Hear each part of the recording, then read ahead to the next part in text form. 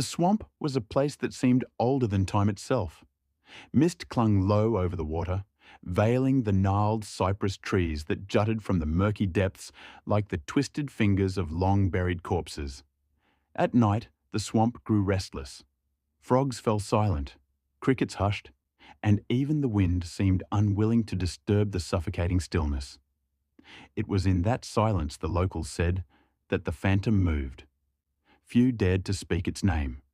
Hunters told stories in whispers, of red eyes burning through the mist, of massive claw prints left in the mud, of a shadow that moved between the trees with the silence of a ghost but the hunger of a beast. The stories stretched back generations, though no one had ever proven them true. Some said it was a spirit of vengeance. Others swore it was something ancient, something that didn't belong in this world at all. But for 4 outsiders, the swamp was not a place of fear. It was a challenge. Marcus, a rugged expedition leader, leaned on the side of his airboat, eyeing the horizon. He was the kind of man who thrived on danger, always searching for the next adrenaline rush. At his side stood Clara, a wildlife photographer whose career had begun to wither. The promise of capturing a shot of the swamp phantom was her last chance at recognition. Behind them, Thomas, the skeptic of the group, adjusted his glasses, scoffing at the idea of legends. He was here to debunk myths, to prove once and for all that monsters were just stories told around fires. And finally, there was Eva, a local guide hired for her knowledge of the land. She said little, her dark eyes fixed on the misty tree line, as though she knew something the others did not.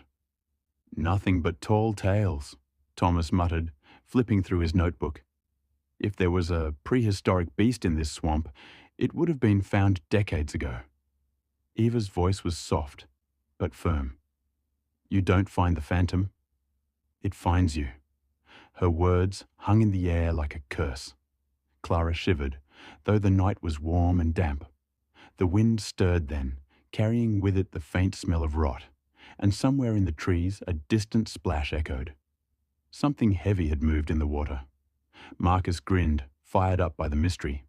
"That," he said, "is what we came here for."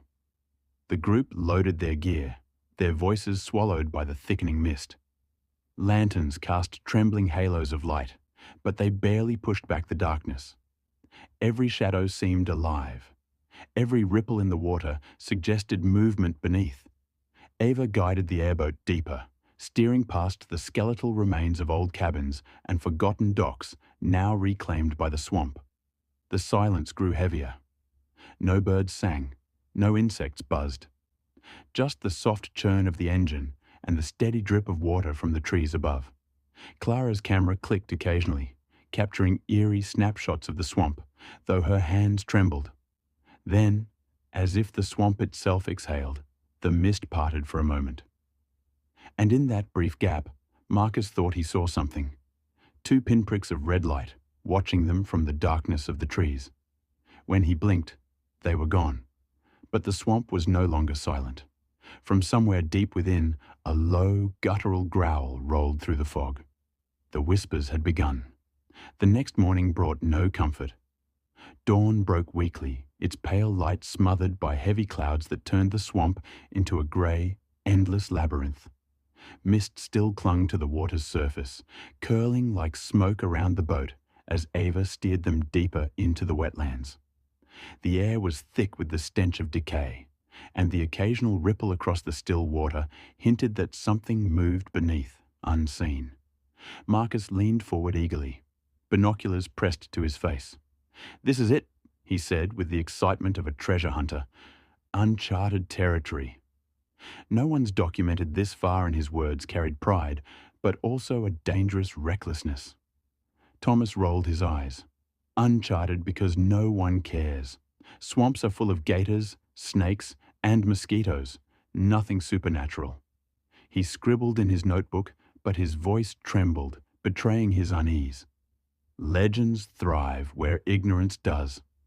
Clara raised her camera and snapped a shot of a massive tree trunk jutting out of the water like a drowned monolith. The bark was shredded, deep claw marks carved into it. She lowered her camera slowly. "Tell me ignorance made those," she said, her voice barely above a whisper. Thomas leaned in, inspecting the gouges. His lips parted to reply, but no words came. The marks were too high, too wide, and far too deep for any animal he could name. Eva, still steering, said nothing. Her expression was grim, her hands tight on the controls. The swamp seemed to close in on them the further they went. The trees grew denser, their gnarled roots twisting together into natural barricades. The light dimmed, swallowed by the canopy above. Strange shapes moved in the fog, always at the corner of their vision, gone when looked at directly. Each sound seemed amplified.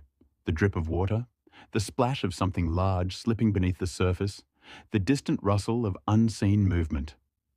Clara adjusted her camera lens nervously. "I feel like we're being watched," she muttered. Her words earned only silence in return because the others felt it too. Then came the stench, a foul metallic tang that clung to the back of their throats. Eva slowed the boat, her eyes scanning the shoreline. There, half submerged in the mud, lay the carcass of a wild boar, or what was left of it. Flesh hung in ragged strips, bones cracked open as though something had gnawed them with colossal force. Blood had seeped into the water, staining it dark. Marcus crouched near the edge, studying the remains with a hunter's fascination. "Fresh kill," he muttered. "Whatever did this is close." Clara swallowed hard, her camera clicking once before she quickly lowered it. "Close? You say that like it's a good thing." Thomas scribbled furiously in his notebook. "Large predator, yes, but explain the eyes Marcus saw last night. Explain how the locals describe it. No swamp predator glows in the dark." His voice cracked at the end, though he tried to mask it with logic. The swamp answered with silence. Then, faint but unmistakable, came the sound of branches snapping deeper in the trees. Heavy footsteps, deliberate and slow. Something was moving toward them. Eva cut the engine. "We should leave," she whispered urgently, but Marcus shook his head. His eyes gleamed with obsession. "No, we follow it." The swamp swallowed his words, and somewhere in the mist, the unseen thing growled again. Closer this time. The air grew thick, heavy with the kind of silence that presses against your chest and makes it hard to breathe. Every ripple in the water seemed louder, every shifting branch above them sharper. The swamp was no longer just a landscape. It was a living, breathing presence, watching them with unseen eyes. Eva gripped the controls tightly, her voice hushed. "You don't follow it. You survive it." But Marcus ignored her warning, scanning the mist with hungry eyes. He motioned for Clara and Thomas to stay quiet as he loaded his rifle, the click of metal sounding unnaturally loud in the oppressive stillness. The boat drifted forward, cutting through the water with agonizing slowness. Clara lifted her camera again, every nerve in her body screaming at her to put it down. But the possibility of capturing something, anything, that proved the legend was too strong. She pressed the shutter. Click. The flash pierced the fog for a fraction of a second. That was when she saw them.